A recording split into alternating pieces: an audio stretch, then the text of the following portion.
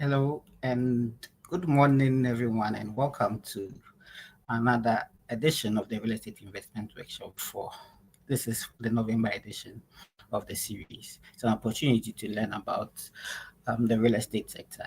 All the questions that you do have, you could ask our panelists today.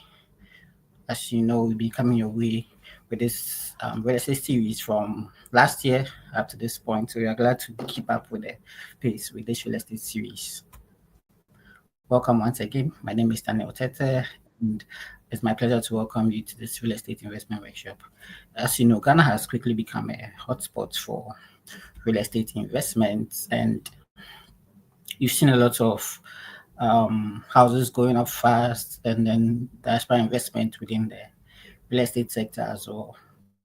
And we've also seen old buildings being torn down to put up more modern structures. So we discuss all this and also everything you need to know about property, getting a property, landed property, and building, and who you need to do, and the mistakes to avoid, because a lot of us have been burned in trying to make investment within the sector. So we look forward to those discussions as well. A lineup of speakers, which include Eddie Aqua, Beatrice, Note, and Emmanuel Matikole. I won't do a lot of introduction because the moderator will come and do the introduction. So what I will do is to introduce the moderator in the person of Niyama Ralph, who is the program lead for the team group and the curator for this real estate investment workshop. We'll take a brief break by looking at some recap videos of previous editions, live editions of the real estate investment workshop. Then when we come back, we'll kickstart the panel discussion. So we look forward to having the discussion today, meeting our panelists as well. So thank you all for joining, and we'll be beginning after this short break.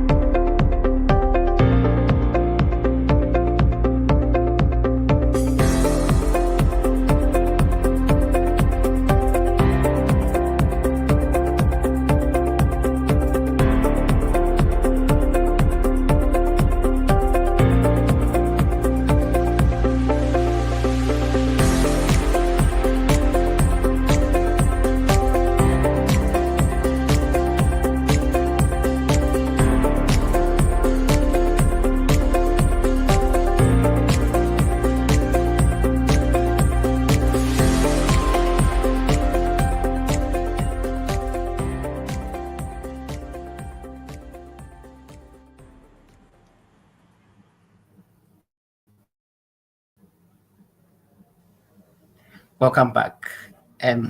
It's my pleasure to welcome our moderator for today's session, Ralph Nyama, who is the content lead and the creator of the Real Estate Investment Workshop, to the stage to kick off this panel discussion. Welcome, Ralph. Thank you. Thank you very much, Staniel. I hope you can hear me loud and clear. So, all clear. So welcome once again to this edition of the Real Estate Investment Workshop. And now hand it over to you to kick off the panel. Sure. Glad to be here. Hello, everyone. You are welcome. And we will dive in straight away with our panel. And we'll kickstart by welcoming all our panelists who are already on at the backstage. So, Edward, Emmanuel, and Beatrice.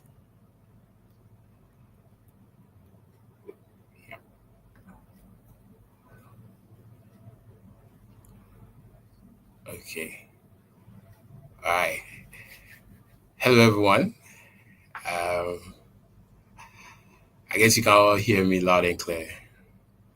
Yes, I can hear you loud and clear. Good morning. Okay. You're all welcome for today's edition of the Real Estate Investment Workshop, and I am happy to be the moderator for today. And I look forward to having a insightful conversation with you for today's edition. And I guess we are all doing very well. I'm good though. I hope you are also good. We're good, thank you. We're excited to have a discussion on a topic that means the world to us. That's true, very necessary. Okay, so to kickstart, I mean, we all just logged on, so why not we start with our self-introduction, what you do, and then we kick it out from there. So any of you can take it out. We have a lady, okay, so ladies first.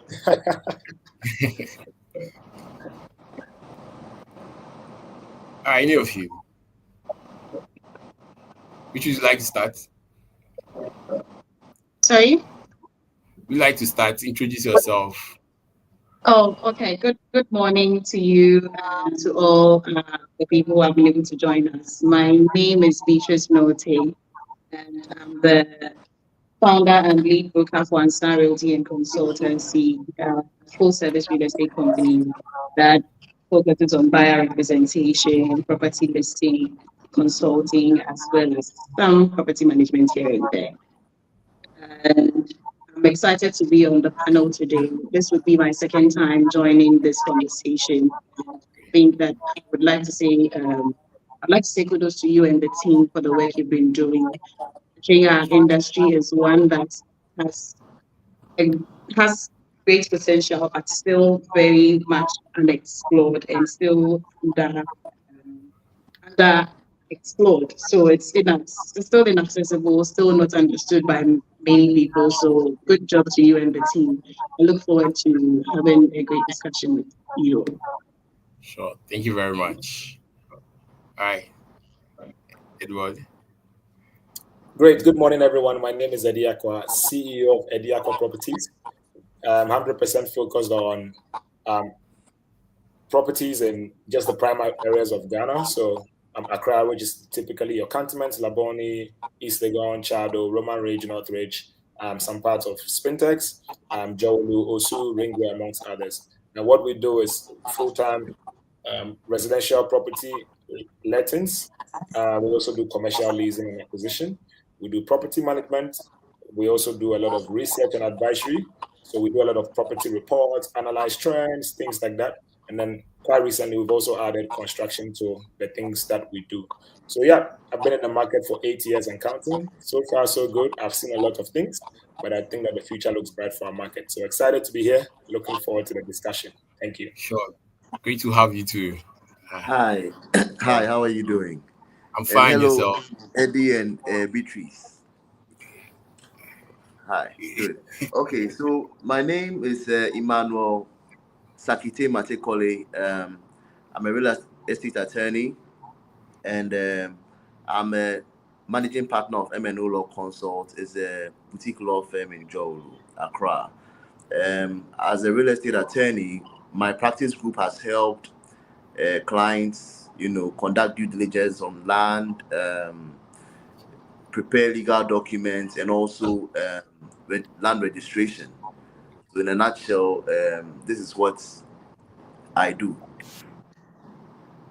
Okay. All right. I'm really excited to have you on to have this conversation. Welcome here.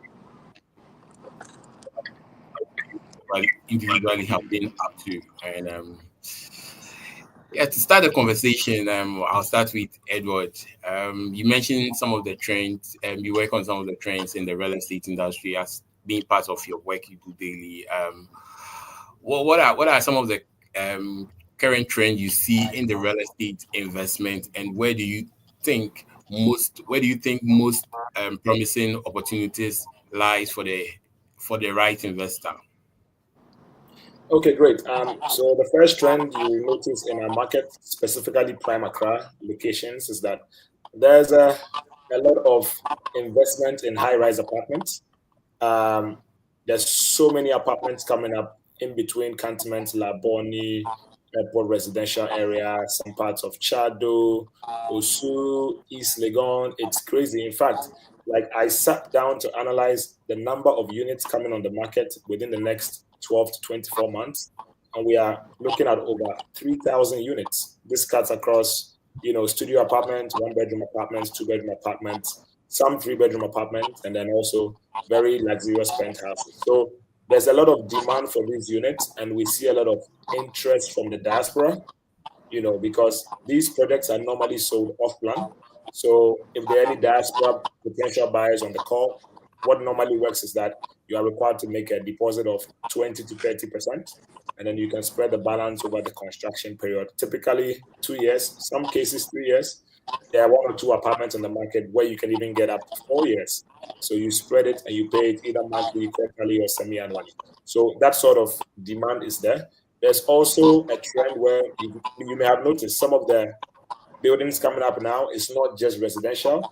They find a way to infuse some sort of retail on the ground floor or the first floor. So you have some restaurants, you have some pharmacy, you have some even add what we call co-working spaces now. So you have some small workspaces in their apartments so that people that live there don't have to go out to work. They can work from home. There's always like a cafe. Some are even beginning to add things like like an art gallery, all kinds of things. So we are seeing that trend as well. Now, there's also a demand for purpose-built student accommodation. It's amazing because we have so many of these universities coming up. Now, I mean, there's even some in East. They're going to know that they are opening universities here and there. So there's demand for, accommodation for these students, where you and I know that how much they pay per term or per year for the accommodation is no small money. So it's also a place where investors can look. And then if you've noticed, there's a lot of PropTech advancement also in our market. What do I mean? Now we are beginning to see smart homes. We're beginning to see, we just launched last week, one of the top developers in town. I won't mention their name because I'm not here to market anyone, but they launched the first AI-powered, home in Ghana where they are selling. And so we are seeing a lot of tech, being infused into designs, being infused into spaces. So that example, if you leave your home and you forget to put the light off, you can literally switch everything off in your house by the click of a button on your phone. Things like that. You wake up in the morning, you're feeling lazy to open the curtains, you just speak to Alexa and the curtains open and close. So I think that generally these are the trends that we are seeing in the market. And what's also happening is that certain locations that were no-go areas a couple of years ago have now become hotspots. Number 1, Chado. Number 2, East Legon Hills. Number 3, that area around Borteman, because of that new road that has been done from School Junction all the way to where the stadium is, which they used for the All Africa Games, a couple of months ago. That area, those that did those investments are beginning to, they are eating good, if I can use the word. They are making crazy profits there. So I think that the way Ghana works is that, and if you understand real estate, those that see the vision before all the infrastructure comes are those that really, really, make a killing. So to investors on the call, if not about always looking for something that is ready to go. We have properties like that, but then for most of the people that are paying these things from their pockets, then the payment plan also works for them. So the off plan is a very good investment strategy. And just get in touch with professionals like myself, Beatrice, and Emmanuel on the call, so we can guide you through the process, because it's not for everyone, and it's not every developer you should talk to, because some of them have a great track record, some too can be a bit, there can be a bit of issues here and there. So that's what I would say for now. Thank you. Wow, thank you very much. But some follow-up questions that I have, as you mentioned. Talking of the high-rise building that are being put up every day, I don't know, but I feel it's something that soon will cover the whole of Ghana, even though majority is still in Accra currently. Don't you think that will affect the average Ghanaians in future in terms of finding a place to rent? So what I would say is that if we can have more of those in semi-prime or low-class areas, then we are working towards solving a housing deficit. And I say this at every real estate event I sit at. If we are still going to pump all our investments into prime Accra, which is already saturated, then the housing deficit is going to keep expanding. Because the truth is, most of these high-rise things we are seeing, it's the people that can afford them. They are not even. They don't necessarily need them. You understand my point? Those that need accommodation to live in Ghana or Accra simply can't afford them. So my plea has always been that investors could, take a break on prime Accra and begin to focus on other developing areas, but still go high, because the land is expensive. So if you have 2 plots of land, there's no point to do 2 houses and sell it. You can do 40 or 50 units, go up, but also infuse top management systems, because in Ghana, the problem is that we can build. Ghanaians can build, but the problem is always maintenance or management. So the question is, 5 years from today, will the lift still be working? Do they even do annual painting? Do they do fumigation? Things along those lines. So I agree with you, and it will be good to have most of these things spread across Ghana, but it has to make sense, because for the investors, it's all about their returns. If the numbers don't make sense for them, then they are not also going to pump the money in. Okay, all right. Thank you very much. And okay, so we move to Benes. Let's also get you involved in the conversation as well. As a consultant and founder, what would you say is the most valuable service that a real estate consultancy can provide to its client?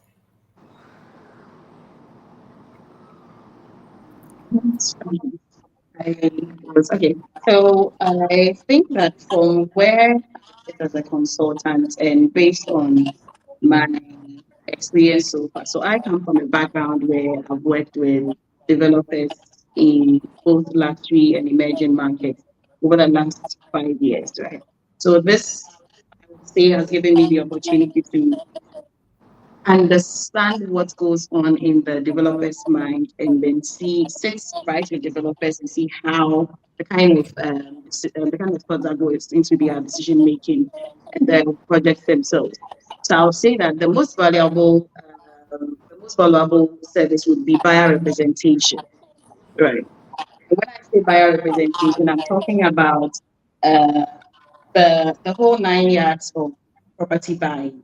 So as when you contact as a real estate agency, as a real estate consultancy, I find that most people who want to get into the property market don't necessarily get the full representation that they need as buyers, right? Proper buyer representation would typically, for instance, take you through a consulting process where they want to understand what your goals are. They want to know what exactly the property, what kind of property you are looking at, what you are looking at achieving, whether you're looking at investment, whether you are looking at buying a home as a primary residence, or just looking to put away some money, right?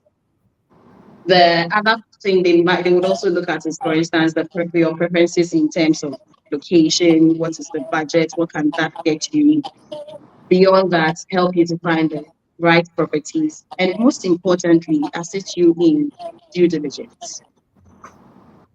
I find that most people wanting to buy a property, knowing that they can just rely on, they can just go to a developer's office, get all the information they need, and just, secure the right property they want.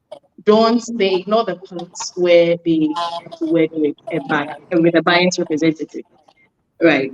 If you when you go to a real estate developer, you go to a seller, right? And please don't hold me to this because I've worked with developers in the past, right? You come to me as a developer's agent, right? I'm employed by the developer. The developer pays me, right? So my core duty, what I'm employed to do basically is to sell to you.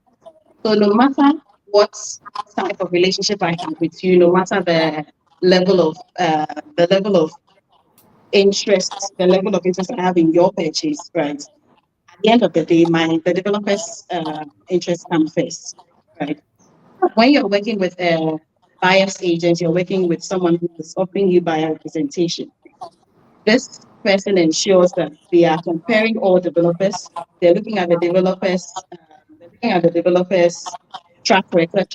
They are looking at what the documentation is, for instance. So from my end and some of the team members that I've worked with also, what we would typically do is to work with a lawyer who would then review your documents. So I remember a couple of months ago, I was assisting a client in acquiring one of the property somewhere in the port city. And the developer has, of course, promised that they're going to deliver on time.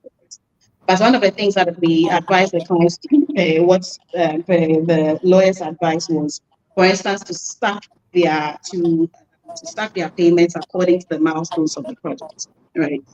This is something that might sound so simple, but people overlook all the time. You go to a developer's office, we are going to complete. We're going to complete on time. Most of the time, some of the sales and purchase agreements even mention you cannot. The progress of the work is not tied to your payments per se, and a major problem in the industry is the fact that projects delay all the time, right? So as a consultancy, one thing that I would say is very valuable would be buyer representation. The full 9 years, working on agents on your behalf. And I know another part of property investment that people complain about, and I'll speak both on the tenancy part and then on the buying part, is that people complain about the fact that they have to work with multiple agents in terms of finding the right property.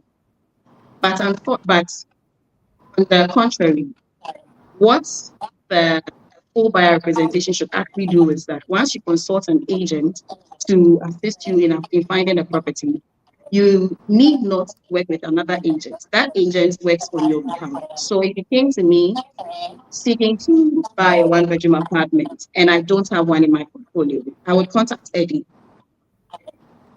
who would then find something in his portfolio without necessarily charging you any extra fees in order to find that property. Also, I think that another part of that would be, and this is more on the investor part, another part of the consulting part that would be valuable on the investor part would be investing in marketing and business development. So you find that I think that what actually informed from myself and my team's perspective, what informed our decision to consider the developer part of consulting also was that that we realized there's a gap in business development in terms of marketing, in terms of sales. And again, I say this is purely for the investor, this is purely for the developer, right? So you have a developer who has a great project, and there's some kind of gap in terms of the way they market this project. So when you look at the likes of some of the top companies in the industry who are selling off, you're looking at the Travel Plus, you're looking at Bao Real Estate, you're looking at I2 Developments, just to name a few. And this is in no way to put one developer over the other. When you look at these developers, one of the things that they do and one of the things that sets them apart is their investments in business development and property, in business development and marketing, right? So by the time the project hits the ground, buyers and prospective buyers, so to speak, know about the project and are ready to jump onto it. They invest in your designing, invest in site preparation, among other things, that assists them in doing the sales. I've got someone who I know personally has the money to do the development, and I'm currently working with them as well. Has the money to do the development, all right? So, developer, let's say, is doing 50 units of homes in, say, Spintex. They have the money to do all 50 units, have in fact started it, but the units are sitting there and have not necessarily been bought by anyone. Why? Because they are lacking in terms of business development. So while you might have a great product, a great project, a great design, an important part to also consider as an investor would be the business development consultants slash marketing part. Look, so there's something you always accuse, buyers always accuse real estate investors of doing. That is the way we drive sales in certain locations. So how do people start selling Santo as if they gone Hills? It's all marketing, it's all branding, it's all business development. These days, we are beginning to gear towards the Equiapim Hills part, which is Ibri all the way until Ekropon, Eduko, and it's called Equiapim Hills, right? And it's also I find that on developers' part, for someone looking to get into real estate as a developer, the most valuable service you can invest in would be business development consulting, and for buyer, that would be investing in a full buyer's representative. Truth is, you might pay a little more than the actual property cost, but it saves you a lot of time and headache at the end of the day. Sure. All right. Thank you very much, Beatrice. I have a follow-up question, but then I'll come back to you. Okay, so we then move to Emmanuel. In Beatrice's point, you made mention of your services, that's the being needing a lawyer, real estate lawyer. So I want to find out from you, what's one of the critical legal considerations that a buyer and sellers often overlook in real estate transaction? Okay. Thank you for the presentation, Beatrice, and thank you, Eddie. Very insightful.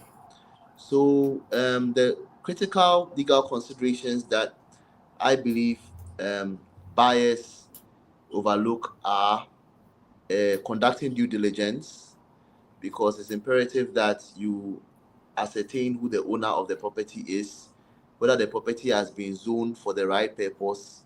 It's also imperative that you look at things like litigation risk to find out whether there is litigation on the land, ground rent has been paid, property rates, etc. The list goes on and on.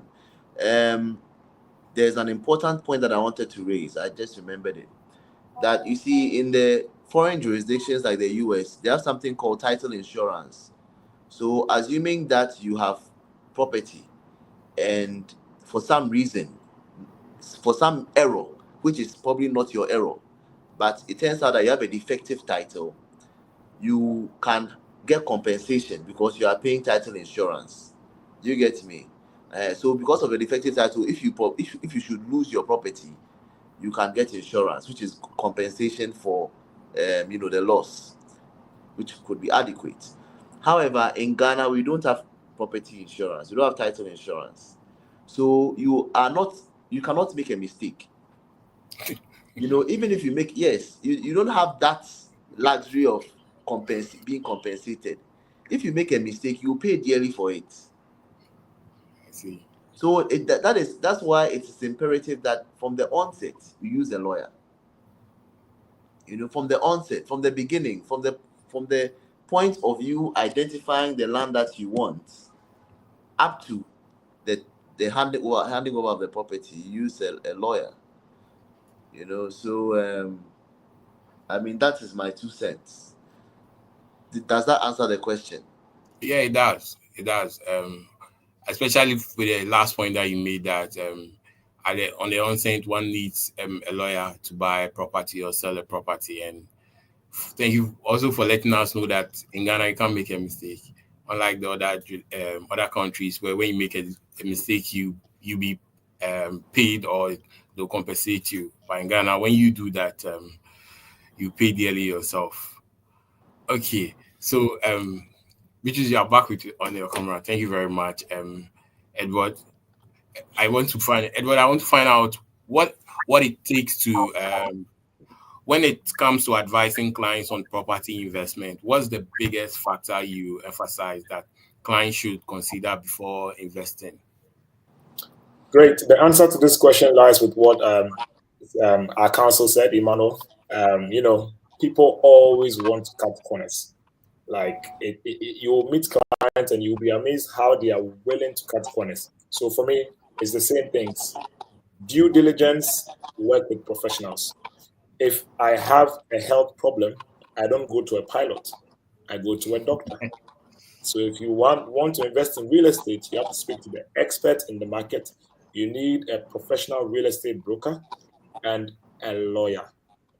Because everything real estate, everything property, is the only thing that shows that you own a property is your documentation. What does that mean? You need to work with a lawyer to be able to get those documents transferred. Now, you and I know the way Ghana works is such that somebody can show you a property today, tell you he's the owner, and then later you find out that he's not even the owner. So the due diligence part, non-negotiable. I tell investors, clients every day, we need to do the due diligence and you need to be satisfied. A lot of people think that doing a search means going to Lands Commission and that's it. But I'm sure my lawyer on the call will tell you, Lands Commission search is not enough. There's a few other things you need to do before you can be given the green light to go ahead to purchase, whether it's a piece of land or a property somewhere. So for me, the advice will always be the same. Don't skip professionals. Don't cut corners. Involve professionals from day one and have your lawyer, that you're going to work with. If you skip this process, it's going to cost you so much more over time because, and I always say it on every real estate panel once again, over 80% of our cases in court today are land related. Please don't add yours. There's no guarantee you win the case. It can take 5 years, 10 years. You're going to invest more money into having a lawyer to go to court with you all the time. And after all is said and done, you might not even win the case. So that's my advice to every investor on the call. Thank you. All right. Thank you very much. Emmanuel, I don't know if you have anything to add up to that. I agree with him. A lot of the cases in court are real estate cases, land-related cases, and avoidable cases. Yeah. Okay. All right. Beatrice, to find out from you, how do you help clients navigate the complexity of the market, especially first-time buyers or investors unfamiliar with the industry?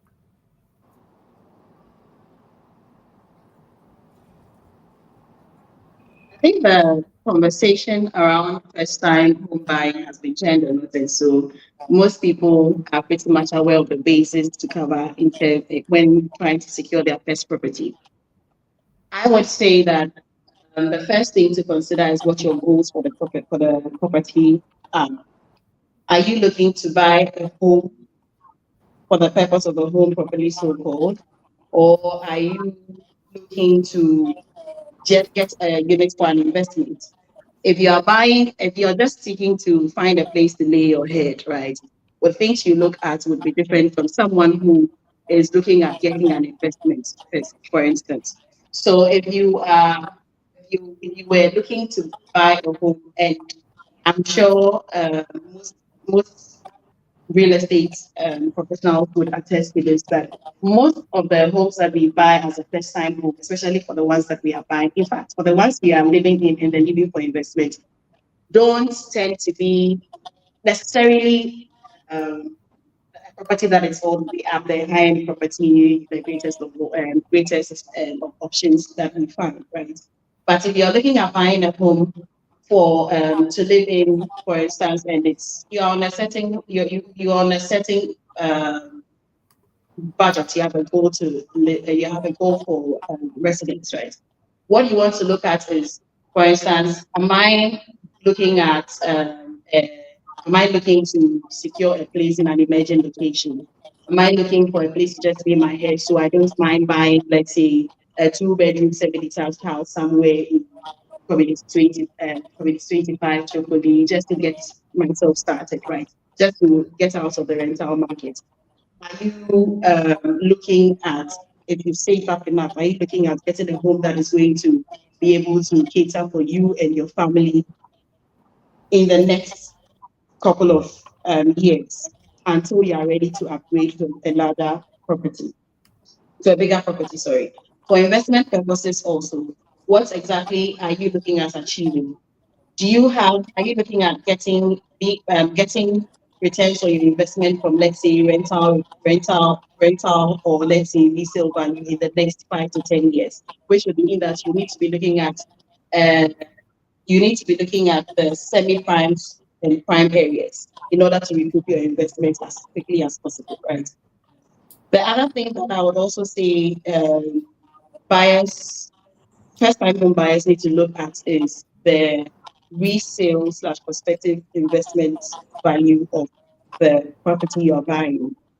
So most of the time for our first homes, like I said before, it's not always the greatest option you find on the market. Sometimes you just want to get your foot in the real estate door.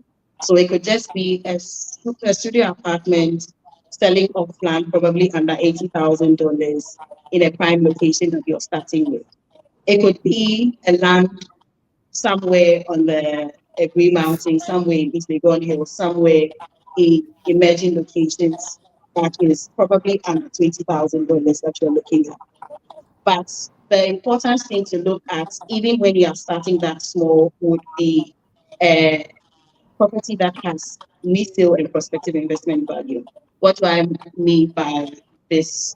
You want to look at locations like, so for instance, on Eddie's earlier presentation, he mentioned the Boteman area. There's been so many areas, including even Adringano, that were opening quickly and people still slept on the value that they could have given them in the next couple of years. So today, for instance, the Oyibi Road and Port, they are opening it. If your financials, what you can afford is that area, the important thing to look at is, okay, are there any major road constructions happening there? Those who invested in Amasaman on that Okwasi Road, for instance, are today about to cash out real big because of the road construction that they interviewed. At the time, I think there was some time back when I was looking to get something on that stretch, and I found a land that was about 40,000 cedis. Sorry, I didn't take it, and today it's all the way up in the 200,000s, 300,000s, right? So that's to say that if the area, for instance, has some investments driving developments going on, is there going to be a major mall in Ghana? It's the main thing I think is a major road construction going to happen in the area, right? Secure a land there, make sure it has secure a land or property there, make sure it has its investment value if you are starting small as a first-time home buyer. And the same thing that we keep hammering on this call again is working with a professional, which will tie into all other things that you need to look at. So you are looking at the developer's credibility, their track record, for instance. Doing it by yourself as a first-time home buyer might become the flop. So working with a buying representative, a buying agent, working with an attorney would help you in ensuring you're working with the right people in doing the due diligence that you need. Also, another part would be the I think we talked about the budgeting already. I was going to dive into the budgeting part, but another part would be the budgeting part as well. I like to have pricing conversations later on when I'm working with my clients, because for buying, right, for pricing, I always say that there are ways to go around it and financing. So you have a property that is probably selling off plan, going to be ready in 3 years, which gives you time to secure your time to secure your property, time to pay off your property without going out of pocket to pay $100,000, without going out of pocket to pay $150,000 in order to own the property.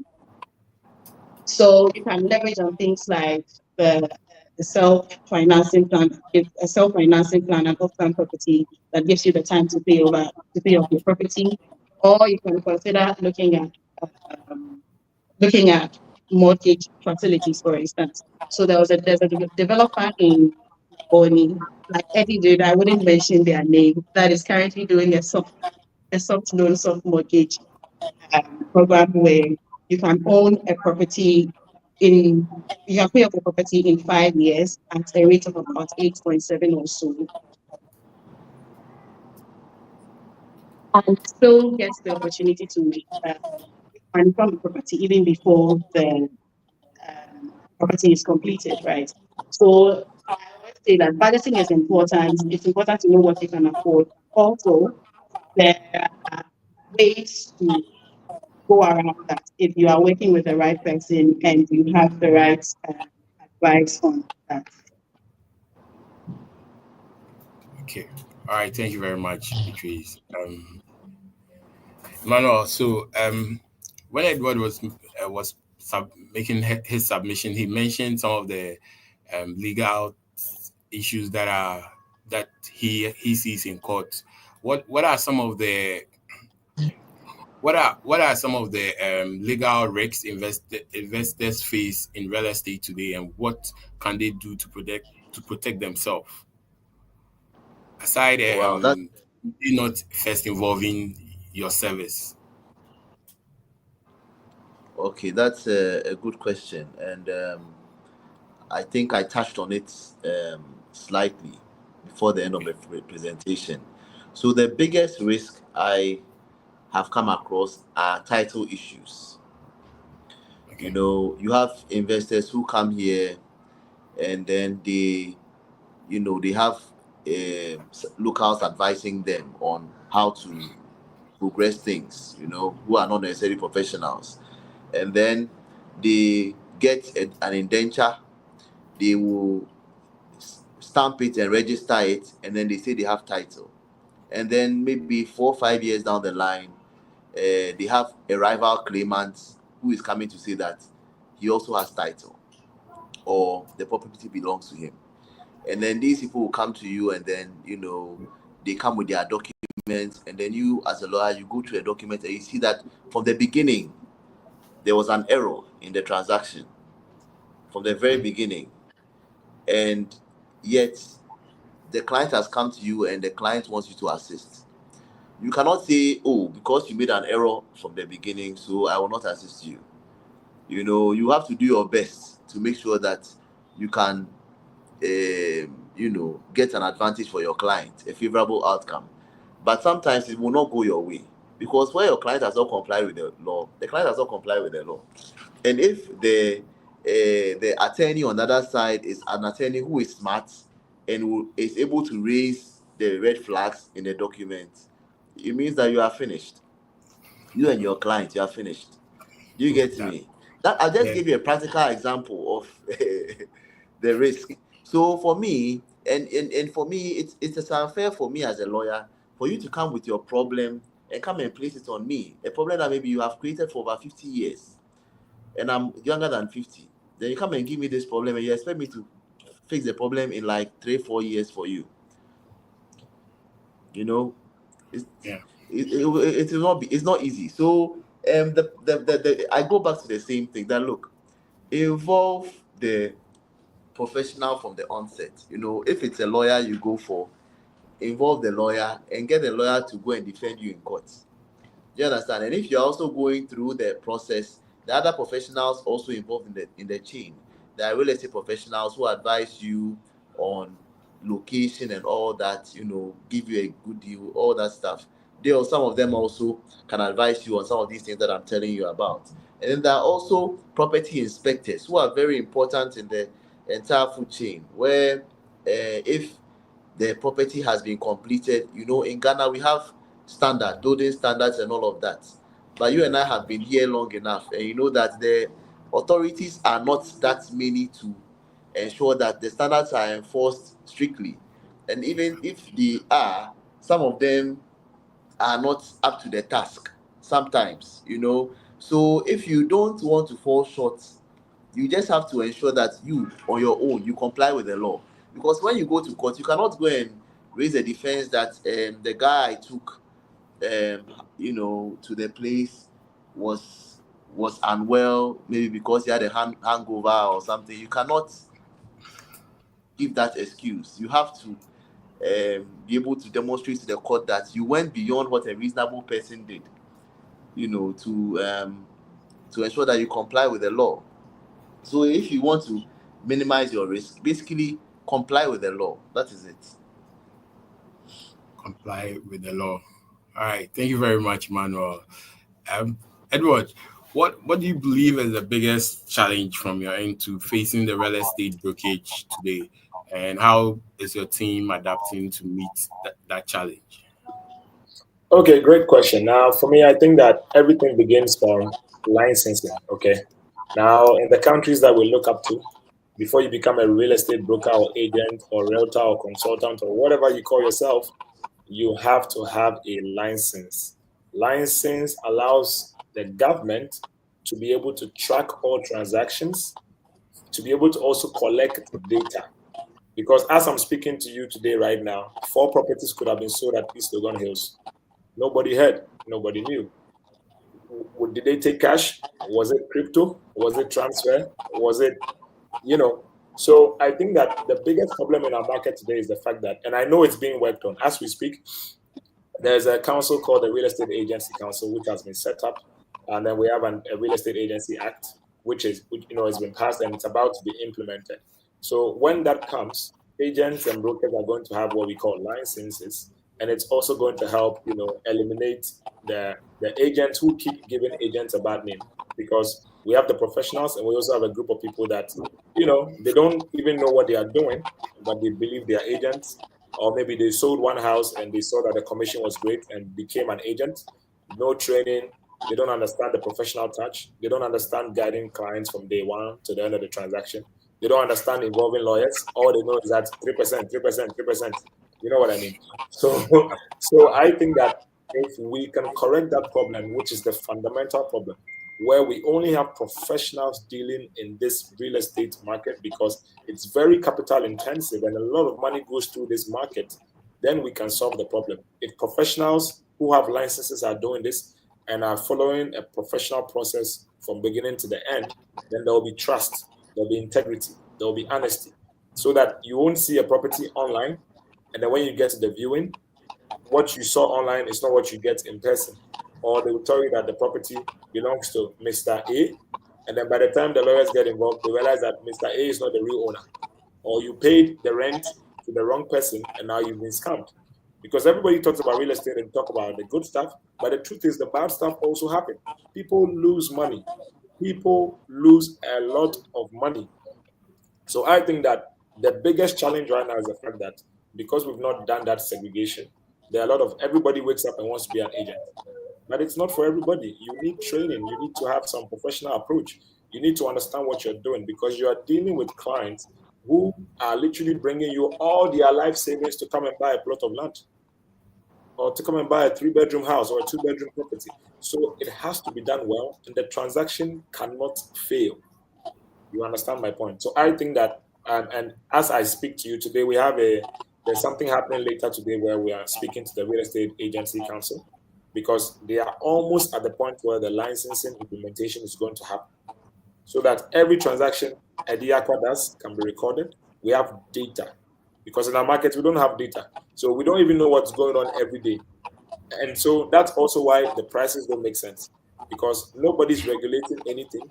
So if you wake up today, you've made X amount of money and you want to build a house, you price it based on how you feel and what your friend said. Madame Fubi say, $1 million. That's the price. Doesn't make any sense. That's why a lot of the investors come to our market and they can't believe the prices because it's not backed by anything. So I think that it's a process. I think that so far the steps have been taken.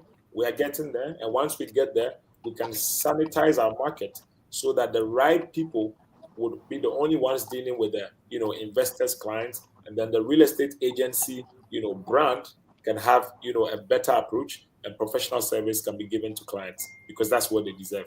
Thank you.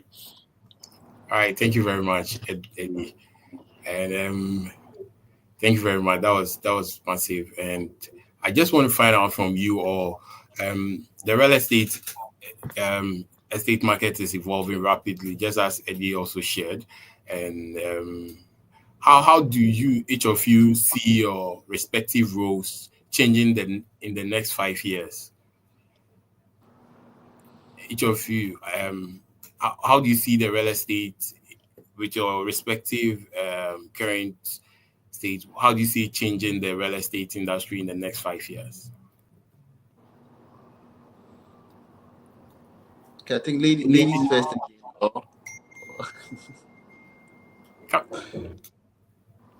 Okay, ladies first. No, we can't ladies first this time. So Okay, please let the attorney take it away. Okay. So the change has already begun. You ought to know that when there's change brewing, you see it now. You see signs of it now. So we have a law called the Land Act. It was passed in 2020, and this law now permits electronic conveyancing. So the law will allow the Lands Commission to license lawyers who can now do transactions electronically. And that is a very novel thing. What that means is that you don't have to, now everything has to be wet ink. That they want original documents. You have to, if your client is in the US or Norway, you have to DHL the documents to the client. The client has to sign it, DHL it back to you. I mean, you go there physically and deliver the documents. I mean, electronic conveyance is going to take all of those things out, which I think is a very novel thing introduced by the Land Act, and it's laudable. So I think that, for me, in the legal space, is what I think is imminently going to change the space. Okay, thank you very much, Emmanuel. Eddie or Beatrice, any of you can kickstart. Okay. So yeah. I think for me, just like Emmanuel said, the change has already started. And so as a professional, when change comes, especially in agency, I think a lot of the change in our market now is going towards, technology, the quickest ways of doing things. Okay. So if it's virtual viewings, if it's, people, shifting their demand towards smart homes, and if it's agents or brokers beginning to close deals electronically, because I've sold properties to investors who have not even seen the property. They are based in the UK or the US or Canada, and they are able to, do everything online. You can send a sale and purchase agreement online. They sign electronically. You bring it back. We countersign. They have a copy. I think that's where the business is going. So as a professional in the market, all I have to do is to do what I call continuous learning and evolving. If the market is going this way, I need to prepare myself for it before it happens. Or else what's going to happen is that you get left behind, and then you literally run out of business. So from our side, we are continuously learning and evolving.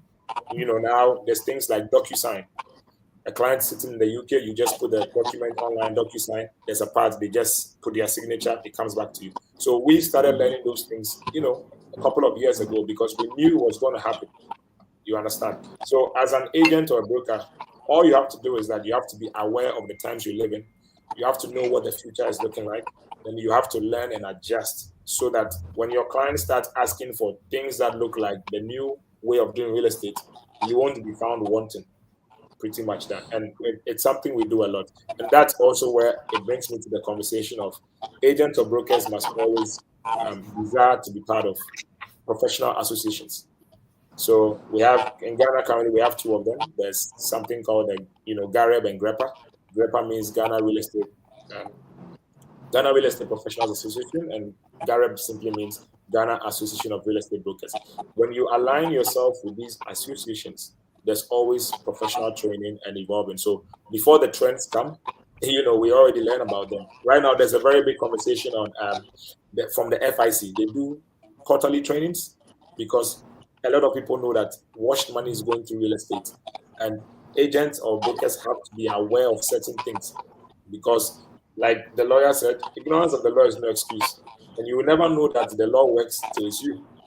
Pretty much that. So you don't want to get yourself involved where you did certain transactions and it comes back to haunt you. So being part of associations like that also helps because it keeps you on your toes and it keeps you always professional. Because the way this business works is that you can never feel like you've arrived.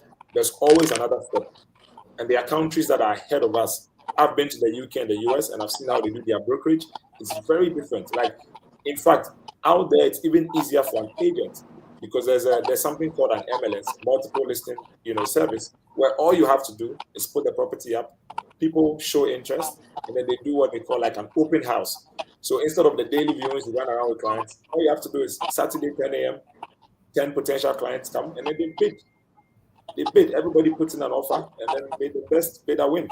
So their agency is quite different. And our market can get there, but everything begins from things like I'm saying, the licensing, making sure we're professional, making sure the system is set up that owners of properties cannot advertise their properties that they are selling them. They have to work through professional agents. Thank you. All right. Thank you very much, Edward. And thank you very much for enlightening us about what is happening out there. Beatrice. So from where I sit with myself and my team as a young real estate agency and consultancy, right? What we are looking forward to in the next 5 years is to be able to currently, as you rightly mentioned, the industry is still not regularized, right? So all agents are operating without licenses, right? So the Real Estate Agency Act, an agent, like it's done in other jurisdictions, is supposed to work with certain brokerage. So an agent cannot operate on their own. There's nothing like freelance agency. You have to be attached to a certain brokerage.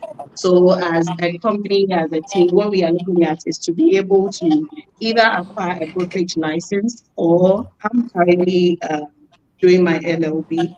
So I'm hoping that by then you would be able to work as a brokerage, because per the Agency Act, you need as an attorney, you don't need to go to the brokerage licensing. As an attorney, you can automatically operate brokerage and then employ agents with which you can work.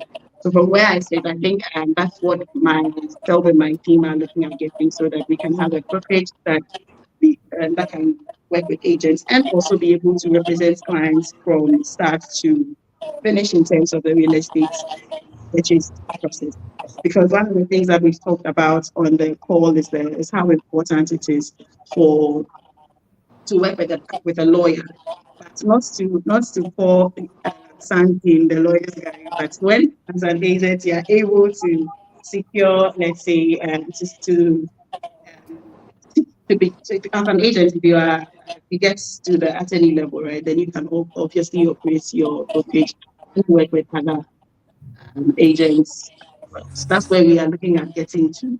And recently, based on the consultancy, business development consultancy that I do for coming developers, we've got in contact with a certain company in Dubai. They are into tech and marketing, right? So we had an event in London. A client of mine represented a developer in London, and they needed a way to market the project without taking the architectural skill model from Ghana all the way to London, right? So this company came in with program that allowed them to show the 3D designs at the event, exhibits, and still sales. So these are the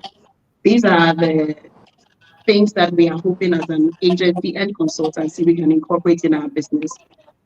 Ways to market properties virtually, ways to give clients a virtual tour, ways to show properties outside of Ghana, considering the activities that go on outside of Ghana in relation to Ghana's real estate market. So you have the GH Property Lifestyle and Expo in London, in US. How do developers showcase their projects out there? How do individual builders showcase their properties out there? How do agents show their properties to prospective buyers? These are the trends that we are hoping as an agency we can get into in the next 5 years.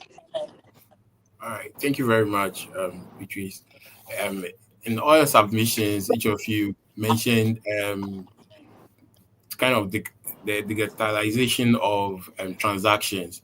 I want to find out, what role does transparency play in building trust with clients, and how do each of you ensure?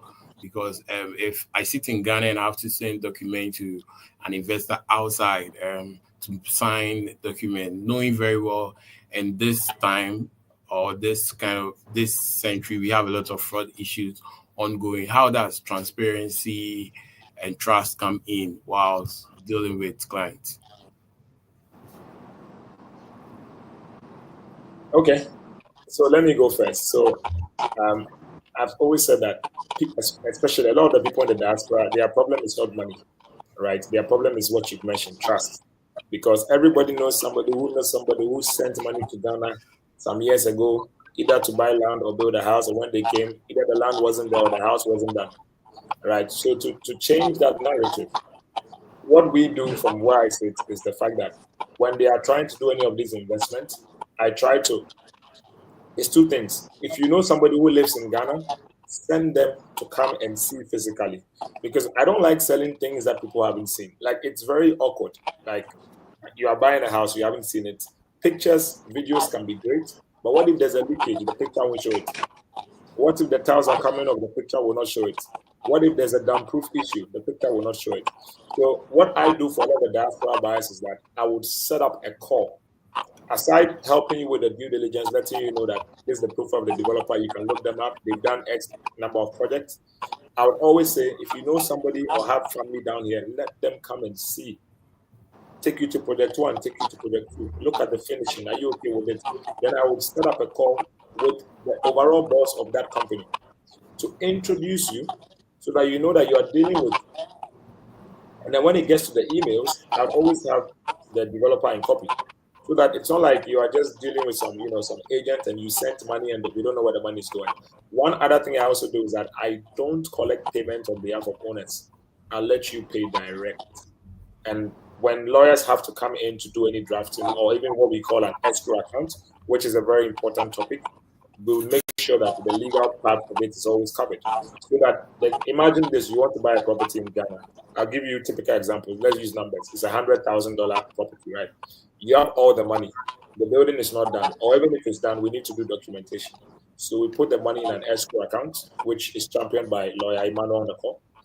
All the money goes in there, but the money is not disbursed until certain conditions or clauses are met.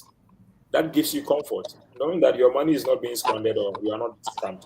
It's only disbursed when you say disbursed, based on certain milestones on the project. So that approach also helps investors who are not even physically here to build trust, because knowing that your money is not going to somebody you are not sure of gives you comfort.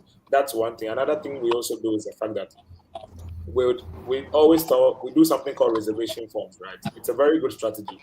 You want a property, okay? We're not requiring all the money now. Pay a reservation to secure it or take it out of the listing system, and then we'll give you 30 days. Within 30 days, take your time and do your due diligence. Take your time and come and inspect it. Take your time and do all the necessary checks. If you're comfortable, then you pay your first deposit. If you're not comfortable, then the transaction is off the table. So those are certain approaches we use to build trust. Because the thing is, once you can let the buyer or the investor feel like you're dealing with the right people, and every time there's a lawyer on board, there's extra comfort. I'm telling you, once they hear lawyer, the lawyer is on the call, my lawyer can speak to your lawyer. That's it, the deal is done. So I think that's the direction we should all go as professionals, because you want to make money, but you need teamwork. You need a team of professionals to be able to secure that commission that you deserve. Thank you. Hi, thank you very much, Edward. Manuel or Beatrice? Well, I'm happy to speak. So the question is on transparency. I think that transparency eliminates fraud, and it also unlocks transactions, based on my experience. And let me tell you why. Okay. Based on a number of innovative things that we have done, I've seen that a lot more transactions that would not ordinarily have been done are happening. One of them is this introduction of escrow services that my dear friend Eddie is talking about, where we have discovered that in more developed jurisdictions, when people are transacting, it is between the buyer's lawyer and the seller's lawyer.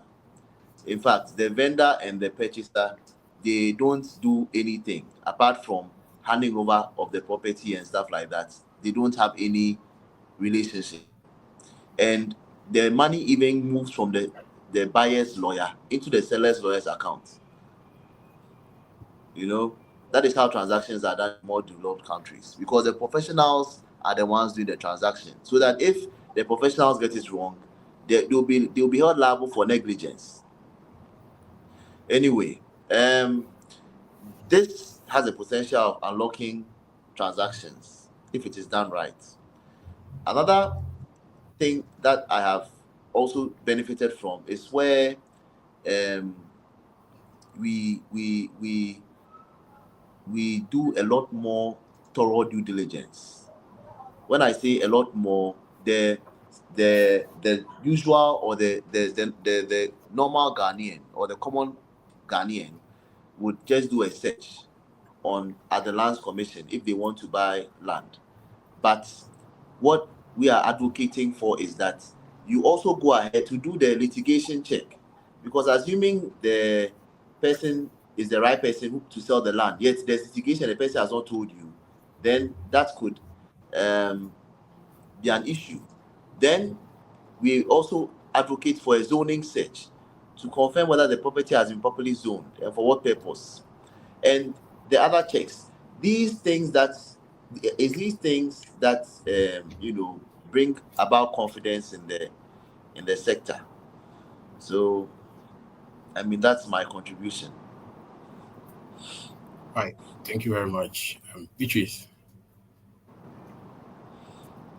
Okay, so from my end, what we do in terms of ensuring transparency, of course, apart from disclosing all that we know about a particular property to a client, is to ensure that in any transaction we are representing one party.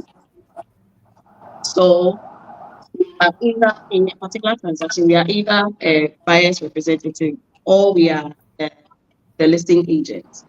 Such in the sense that if I'm employed by the buyer, I'm the buyer's representative, for instance, what I do is to ensure that, of course, I'm working for you, the buyer. So it's your interest I'm protecting, it's your interest I'm representing. So right from the viewing of the property, the initial viewing by myself and my team on the property, right from reviewing of documentations and everything, we ensure that what we do is in line with your interests. So I mentioned earlier when I was talking about the buyer representation base that we have, so on the deal I was talking about earlier, I start with the lawyer, we looked at the agreements that the developer brought us. And you'll be surprised that, of course, I have been on the other end before. You'll be surprised that you will take an agreement, for instance, where the developer will tell you this agreement is prepared in standard form, right? So it depends on buyer, what they find out and what they ask to be put in there. So there is the typical part, for instance, that we recently encountered was the part where developer says that upon termination, for instance, you, the buyer, profits about a 10%, or let's say $20,000, whichever is greater, from the purchase price of the property. But the agreement we worked on was silent as to what the termination would be the termination clauses would be if the default, for instance, came from the developer's end. So if we were representing both developer and buyer in this case, of course, I want to make a commission because the developer would pay me. If the buyer has agreed to, they would pay me as well. And so mine is to just make sure both meet in middle ground.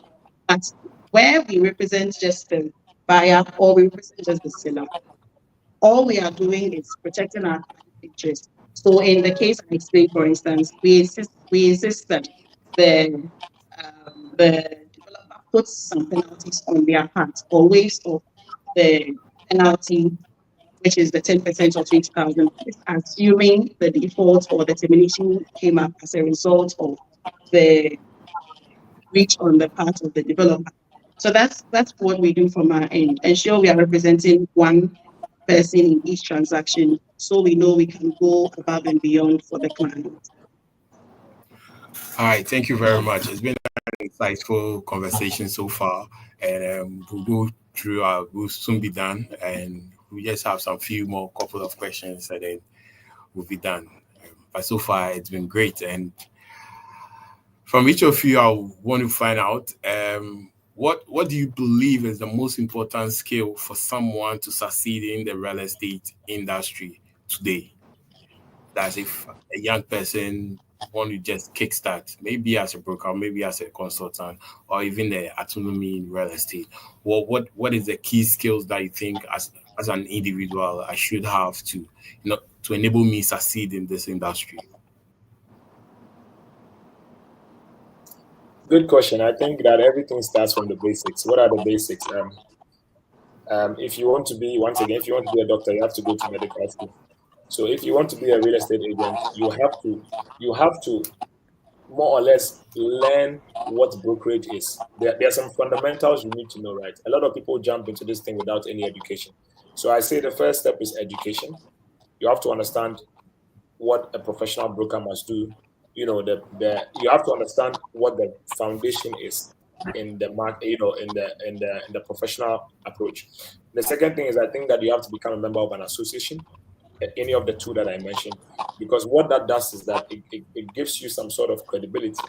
And internally in those associations, we have things that, it's like we are licensed because we have membership numbers. If I do something wrong, a report can be sent to my association and I could lose my membership. So it always holds you accountable.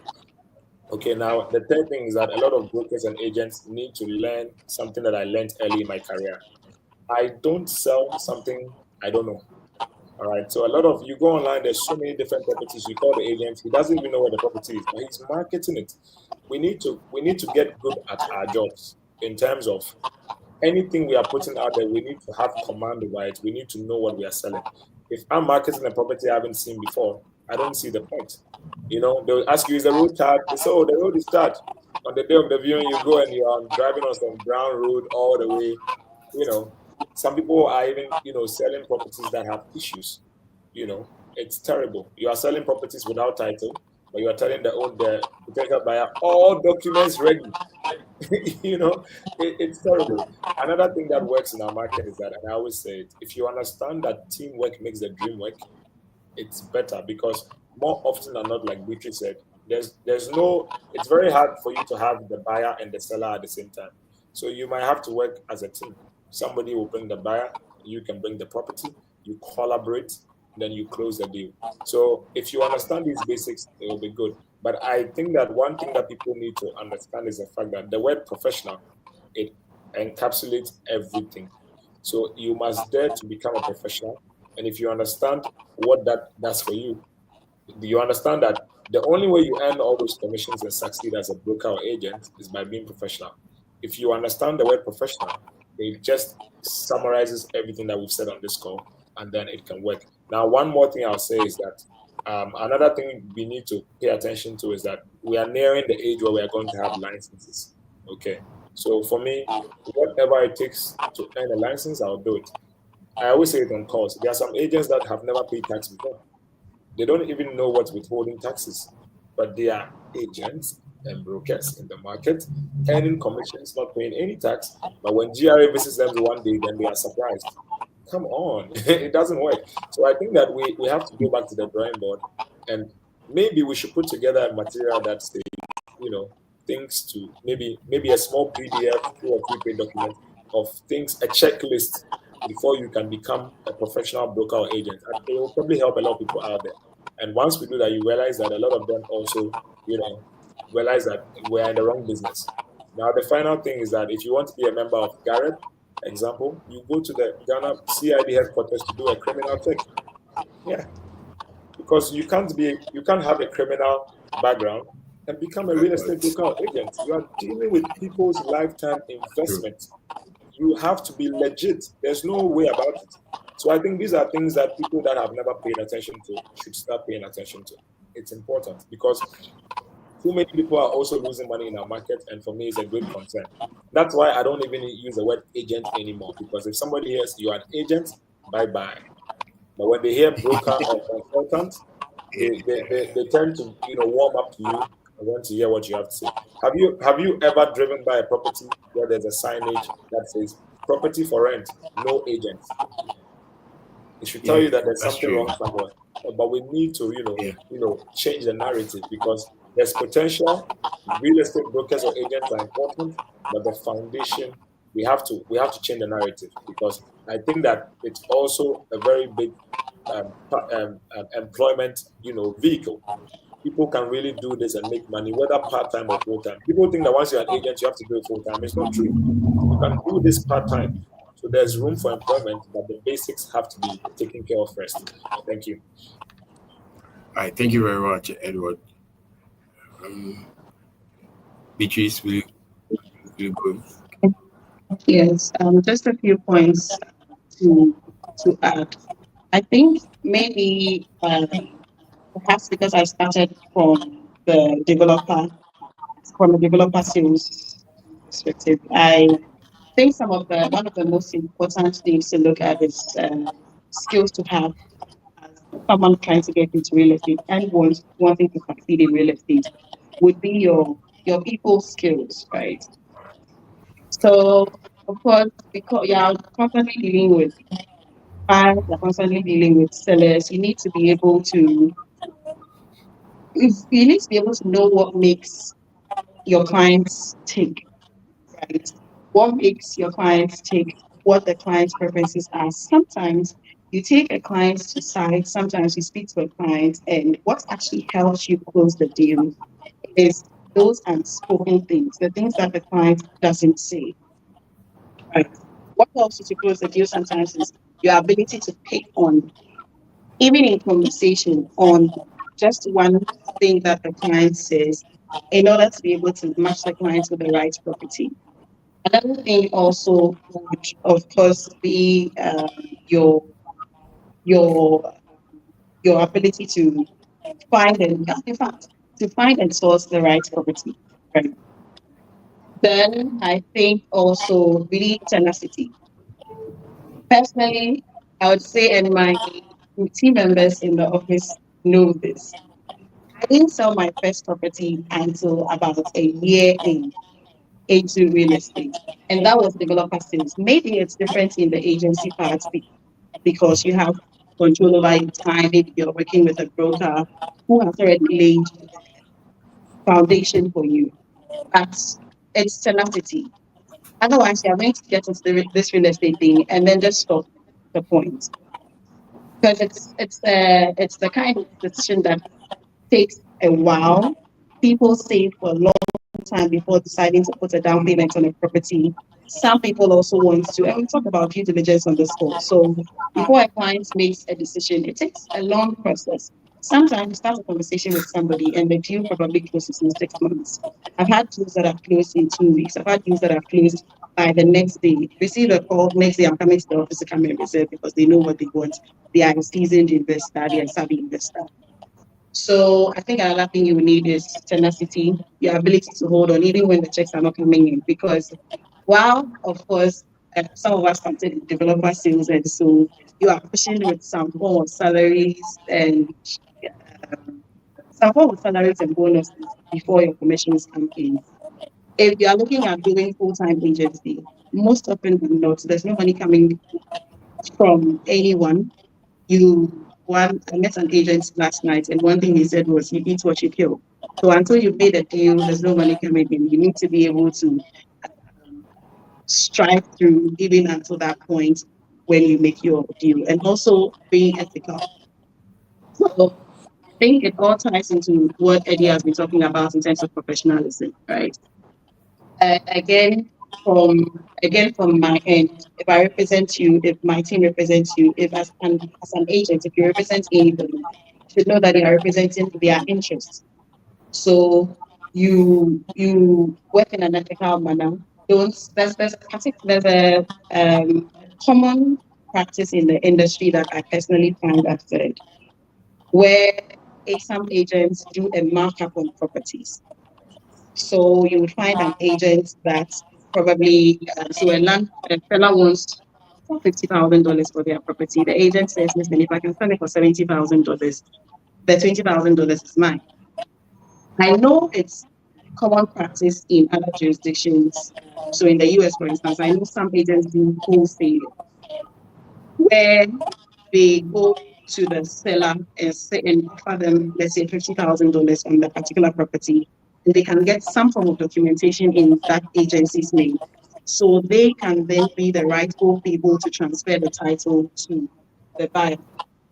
But we don't have that here. All we do is mark up the property, for instance, and some agents do it and get away with it. I think these are the things that you need to be mindful of. Be ethical, make sure you are dealing with your clients in the right way, disclosing all you need to disclose to your clients.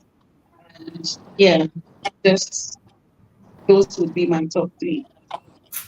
Okay, thank you very much. And Mano. Yes, sir. Thank you very much. I believe that the 2 biggest qualities are sincerity and being an effective communicator. Now, sincerity, because you see, the clients want to deal with an authentic person. They want to deal with an authentic professional. They want you to be able to communicate to them in a language that they understand, in a way that it doesn't mean that you are like seeking to spoil the deal or anything, but you are giving them their options. You're telling them that, look, these are your options. You have option A, B, C, D, E, F, G, H, and you're happy to support them with whatever option they choose, provided it is an informed option. In my experience, that is what my clients have appreciated the most. Okay. All right. Thank you very much. And I have I have a question. This I think has to do with the legal aspect. I want to find out. Let's say a property is inherited. Yes. And you can't find the papers of your dad left it for you. You can't find the papers to the property. What happens as the inheritance? What do you do if maybe the siblings? So your problem question gives rise to a few other questions. Like for instance, did the dad leave a will? Did he die tested or intestate? You said, did he die tested or intestate? That's the first question. Did he die leaving a will, or he died without a will? So there is no will. But obviously in Ghana, we know once someone passes on, it's the children that inherit the property.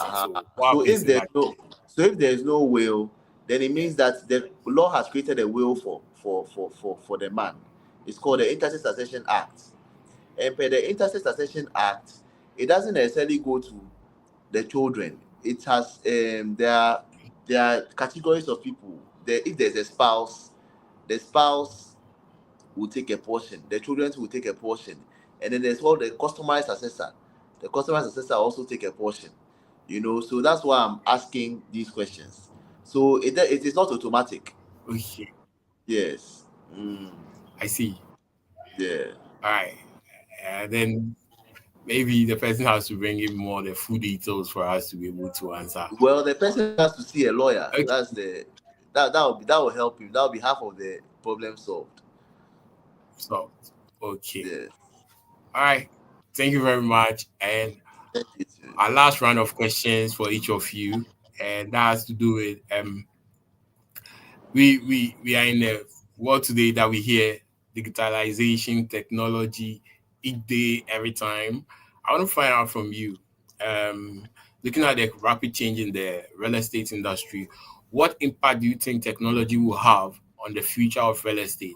Are there any tech trends or tools that you believe will significantly change how you personally operate or your industry operates within the real estate industry? I think Eddie answered that question, or that question has been Yeah. answered. Yeah, I But don't know if any of you have some add up to it. Does any of you? Technology. I mean, I think I spoke about a bit of it in my submission earlier on. Now there's AR, there's VR. I've done property viewings or tours where I'm standing somewhere else with some technology tools, and I'm navigating the kitchen like that, and I'm in the bedroom like that. So I think that's where the world is going. I think one of the most powerful things as an agent is to be able to showcase properties online, right? Because it does help.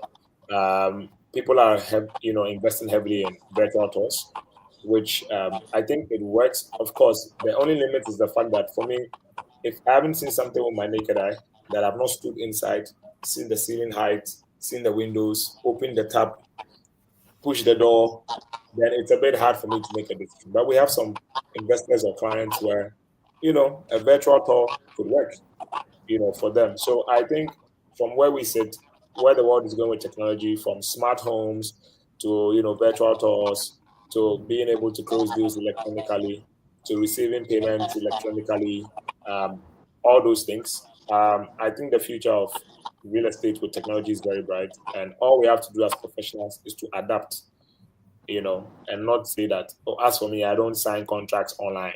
As for me, I don't do. The thing is, whether you like it or not, it's going to happen. Initially, I had a few of those issues, a couple of years ago, but I've come to realize that the quickest way to do the transactions is when you leverage technology. Now there's, what do you call it? You can literally type a lot of things online. You can type whatever is on your mind. To what do they call this thing? Chat GPT.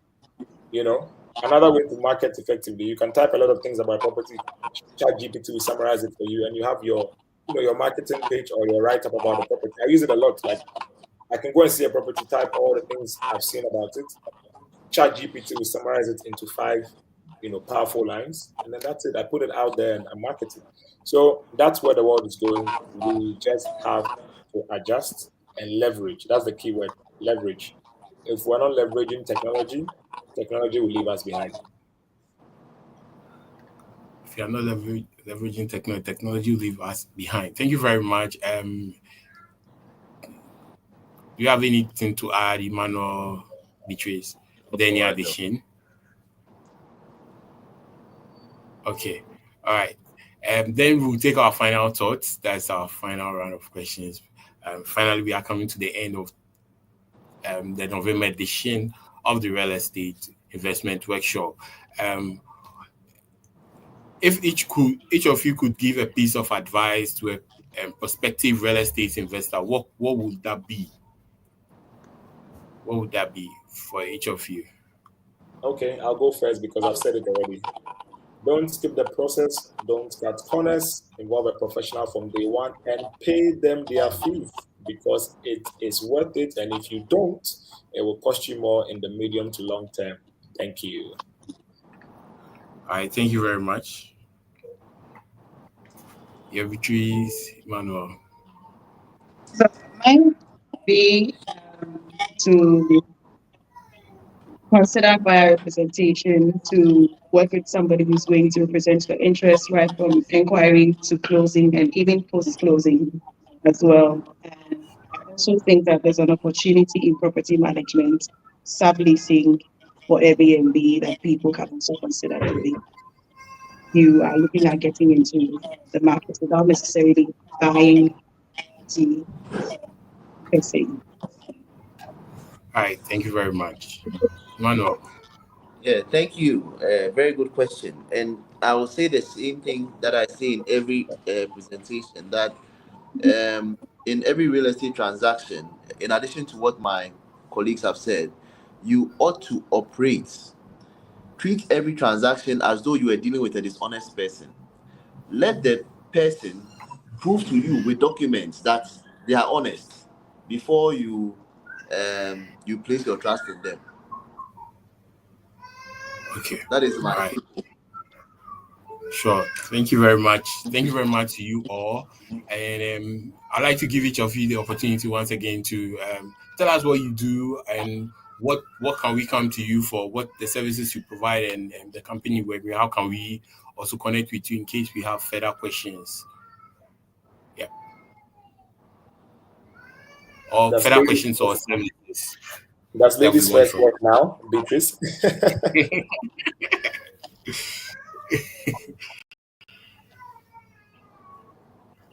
Eddie, I thought you were Yes. doing first. I saw your mic go off. I thought you were doing first. No, I thought we would give you ladies first since it's time to market yourself. Okay. Anywho, so my name is Beatrice Notte, as I mentioned earlier, and I'm the founder and lead broker for Ansan Realty and Consultancy. We are a full-service real estate company, and what we do mainly as service areas are buyer representation, property listing, and then consulting, as well as some property management, which is on a smaller scale. So in terms of buyer representation, like I said on the call, get someone who, what we do is to represent your interests right from inquiry to closing. In those cases, we don't work with developers or we don't work with the seller at all. We make sure there's a seller's agent on the other side that we are working with. We work with other agents on your behalf. In terms of property listing, I think for property listing, what we do more is the marketing part of the property. So even if it is yes. one single 3-bedroom house that you're selling, what we do is to market the property in a way that would get you a prospective buyer in no time. With video, taking drone shots of it, designing a brochure for the property.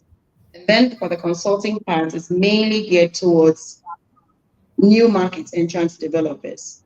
So for new market entrance developers, what we do is business development services, set up a sales team, develop a brochure, website development, just the full 9 yards to make your property marketable and to be able to reach the right people for it by defining your target audience as well.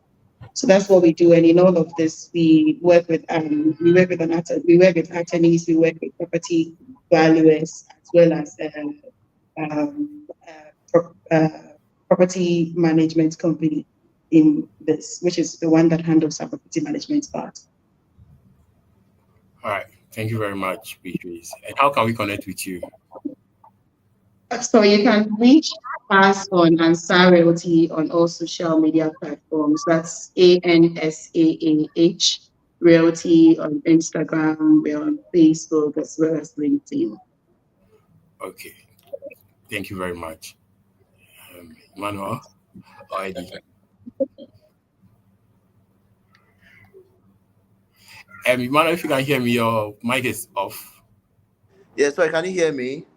Yeah, I can hear you now. Yeah, I didn't know this was part of a segment in a thing, because in Ghana, lawyers are not allowed or supposed to advertise, Yeah. But what I would encourage you to do is that they should just go online and Google for lawyers in good standing.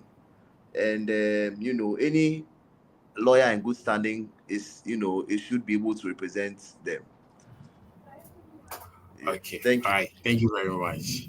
But how is it possible to know how we can connect with you personally? Well, my office is in Jowolu, Accra, and the firm is called MNO Law Consult. Okay. All right. Thank you.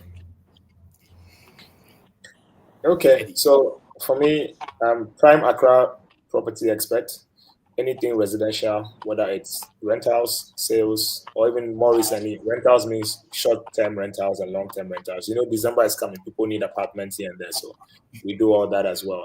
Commercial property leasing, we help companies, to set up all these buildings you see from One Airport Square, Stanbic Heights, Silver Star Tower, SCB Tower. We do all the leasing there as well. We also do a lot of advisory and research. We do property reports. We do feasibility studies. We help multinational clients get step one out of the way before they even pump the money in. And then we also do construction. So if you have any projects, preferably within the areas we operate in, because we like to do areas where we know that our due diligence and our network can get us the right information so that we don't run into trouble.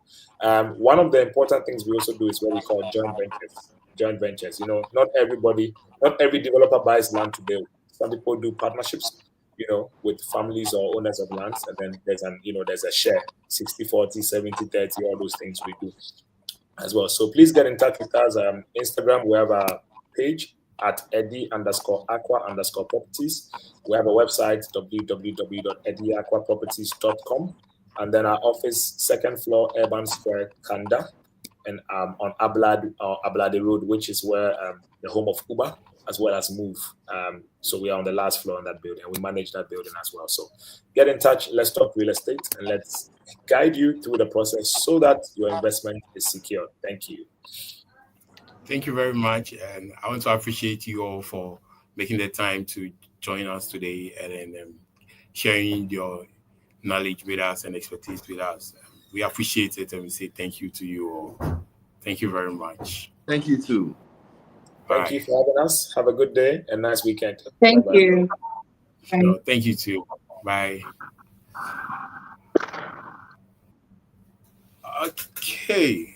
Thank you very much to our audience who joined us today. We appreciate you, and we say thank you to you too for joining us. And as you all know, we had Eddie Aqua, and we had Eddie Aqua, we had Beatrice, Norte, Emmanuel, Mate Kole, all joining us today for our November edition. And the next edition, which is next month, will happen on the 4th of December.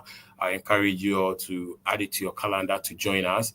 And on the 12th of November, so we'll have the Future Real Estate Investment Workshop. And this time around, we'll have over 20 speakers coming on to share their knowledge. So just come prepared, prepare your questions and everything that you want to know within the real estate industry. Come learn from the expert as well. And yes, this is something we do every month, and we hope to go bigger and bigger every time. So thank you for joining us, and do enjoy the rest of your day, and also have a great weekend.